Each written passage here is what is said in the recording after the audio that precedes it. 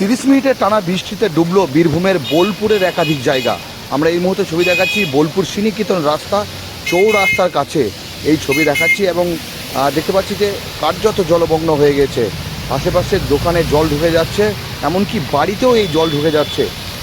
30 মিনিটের টানা বৃষ্টিতে বোলপুর শহরের একাধিক জায়গায় জলমগ্ন আমরা খবর পাচ্ছি এবং এই মুহূর্তে যে ছবি দেখাচ্ছি চৌরাস্তার কাছে রাস্তা কার্যত ডুবে গিয়েছে এবং বর্ষার শুরুতেই এই ছবিটি হয়।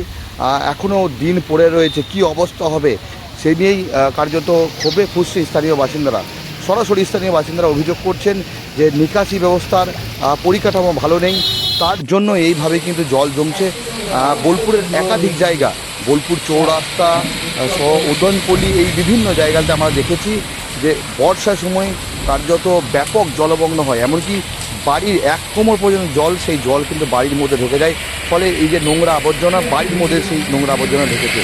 এই টানা 30 মিনিটের বৃষ্টিতে কার্যত বোলপুরের একাধিক জায়গা জলমগ্ন এবং বর্ষার শুরুতেই এই ছবি রীতিমতো ক্ষুব্ধ স্থানীয় বাসিন্দারা। আমরা আরেকবার দেখানোর চেষ্টা করব সেই ছবি।